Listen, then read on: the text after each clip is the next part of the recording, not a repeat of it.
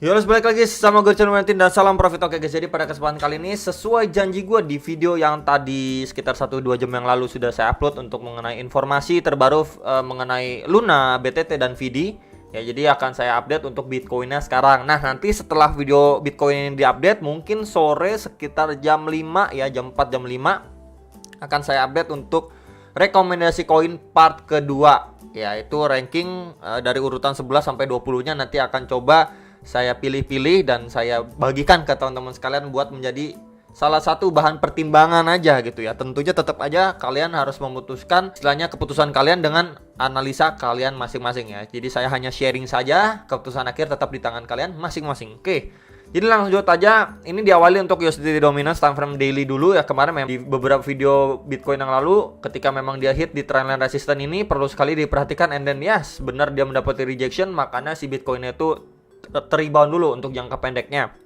Memang targetnya itu kemarin saya sudah sampaikan di sekitar 2 garis warna merah ini, di sekitar 5,24 sampai sekitar 5,49%. Plus di situ ada EMA 34 atau garis warna biru secara daily time frame.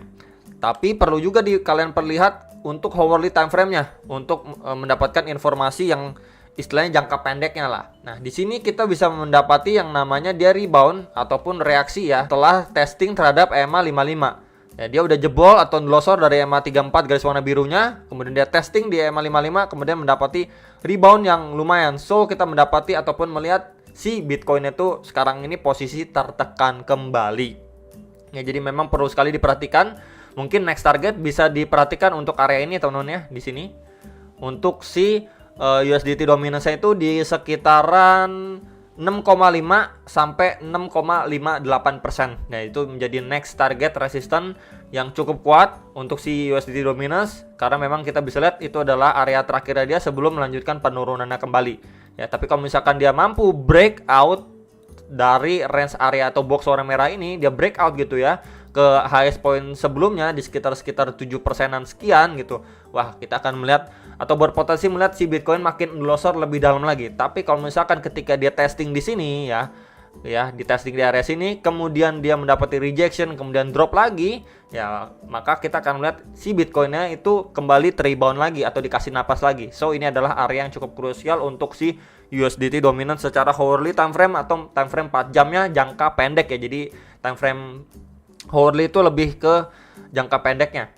Next ini adalah Bitcoin dominance ya. Jadi secara time frame 4 jam hourly juga dia masih sideways di area sini-sini aja ya, masih sama seperti kemarin. Kemungkinan dia kalau misalkan testing pun perlu sekali kita perhatikan untuk EMA 34 dan 55 secara time frame 4 jam. Kalau misalkan dia mendapati rebound dari situ ya berarti untuk altcoinnya itu lebih endorse lagi atau lebih tertekan lagi atau lebih tertahan lagi pergerakannya. Tapi kalau misalkan dia ketika testing kemudian dia mampu drop ya ke kisaran 42% sekian gitu ya, maka yang akan kita lihat untuk si altcoinnya akan lumayan dikasih napas lah pergerakannya gitu ya. Jadi masih sideways aja lah, kurang lebih sama seperti kemarin, ini cuma sideways aja di range area sini. Kemudian ini untuk si Bitcoinnya. Jadi secara daily time frame pun kita bisa lihat ya, ini sebenarnya udah bagus banget secara daily time frame-nya. Dia mampu close candle ini ada garis warna hijau ya. Kemarin sudah saya tandain juga dan sudah saya info di video Bitcoin kemarin. Area 31.000 ini wajib di breakout ataupun di close candle daily itu di atas 31.000 itu cukup baik. Itu sign awal yang cukup baik. Tapi kita bisa lihat untuk sekarang ini setelah dia close candle di atas 31.000, ini dia close candle tadi di 31.300. And then the next candle-nya kita bisa lihat ini bar red candle yang sangat besar nih. Kita bisa lihat di sini tuh. Ya, jadi ini benar-benar kurang baik untuk si Bitcoin-nya. Jadi seperti bisa dibilang seperti false break lah. Kurang lebih seperti itu gambaran. Jadi kelihatannya mau breakout, tapi the next candle-nya malah dihajar dengan candle warna merah yang cukup pekat atau balok besar gitu ya, dengan ya pokoknya besar lah ya di sini. Jadi menandakan untuk si Bitcoin itu langsung pressure seller itu masuk gitu ya. Dia di atas 31.000 sedikit langsung ditekan mundur gitu. Jadi memang kalau misalkan kita lihat ya secara range sideways aja, dia kan kurang lebih bermain di area sini nih teman-teman, di area sinilah ya, di sini. Itu range-nya itu di sekitar 28.500 sampai sekitar 31.000 dolar. Jadi bisa aja kalau memang dibawa naik dulu nih, lewatin range area sideways. Nah, baru kita lihat kan, baru kita lihat lagi apakah tekanan seller akan masuk atau memang menjadi istilahnya area yang menarik untuk para whales take profit lagi setelah sudah akumulasi di area bawah dan lain sebagainya. And then ya kita mendapati hal seperti itu ya. Untuk dari candlenya juga mendapati informasi seperti itu. Jadi berada di atas dikit atau dikasihlah nih. Ya, gampangnya gini ya, dikasihlah di atas area sideways dikit buat ngetes nih. Ya seller masuk lagi nggak langsung di sellernya tekanannya cukup besar masuk lagi nih, atau para whales take profit lagi bisa nih, karena memang kita bisa lihat secara ini daily candle ya sebesar ini ya, tentunya ini pasti yang punya muatan besar lah ya take profit nih. Bisa diperhatikan terlebih dahulu, ini bukanlah merupakan sebuah hal yang cukup baik untuk si Bitcoin secara daily time frame. Tentunya kita bisa perhatikan beberapa area support, nanti secara hourly akan saya bahas, tapi secara daily tentunya tetap kita bisa melihat di kisaran 28.500 plus juga di area trendline support dari si falling wedge pattern ini, teman-teman. Ya, jadi dari trendline support ini tentu tetap kita bisa perhatikan untuk menjadi area support, the next support ya. Ketika memang kisaran 28.000 sampai 28.500 itu endorser atau jebol gitu ya. Jadi bisa diperhatikan untuk trendline resistannya supportnya ini dari si falling wedge pattern ini. Oke, itu dulu ya untuk saat ini, dan resisten yang cukup kuat masih di $31.000 karena memang kita bisa lihat belum benar-benar mampu survive di atasnya, bahkan dia baru mampu di atas dikit langsung dibalas gitu ya dengan bearish candle yang cukup besar nih ya. Jadi ini bukanlah sebuah pergerakan yang bagus untuk si Bitcoinnya. Next, ini akan saya bahas untuk secara hourly time frame khusus 1 jam ya. Memang kemarin ini di bahasan Bitcoin kemarin sudah saya bahas terbentuk seperti symmetrical triangle pattern, kita bisa manfaatkan untuk trend line atau ya bagian atasnya menjadi resistance ya, dan bagian bawah ini menjadi support. And then kita mendapati dia breakout ya, kita bisa lihat di sini dia mendapati dia breakout kemudian retest lagi sebelum dia mengalami penguatan. Jadi kemarin sudah saya sampaikan juga ke teman-teman sekalian, kalau misalkan dia mampu breakout ke atas ataupun breakdown ke bawah bisa dimanfaatkan tergantung arah breakoutnya. Jadi kalau misalkan dia breakout ke atas ya, breakout ke atas kemudian dia retest ya, kemudian retestnya cukup kuat kemudian melanjutkan penguatannya, dan di sini adanya opportunity untuk yang namanya ambil long ya. Dan juga begitu kalau misalkan dia breakdown and then kita mendapati dia breakout, next target resistance kemarin juga sudah saya sampaikan itu di highest area terakhirnya itu di box warna merah ini, teman-teman. Ini di sekitaran 30.700-an sampai $31.000 dan udah ke-achieve targetnya. Kemudian mendapati tekanan seller yang cukup signifikan sampai saat ini, ya.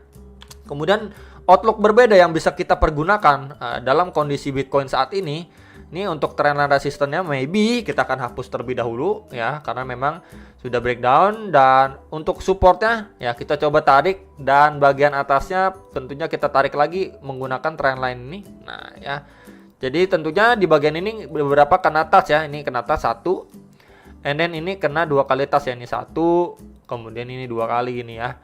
Nah kita bisa pergunakan ini ataupun kita lihat seperti yang namanya rising wedge pattern ya. Jadi ini adalah salah satu bearish pattern yang tentunya lebih condong arahnya itu penurunan, dan sekarang posisinya ini dia udah terbreakdown dari trendline supportnya dia yang bagian bawah ini, plus juga di area support and resistance yang sebelumnya nih, yang sempat saya bagikan ya di sini di sekitar range area 29.400-an sampai $29.900.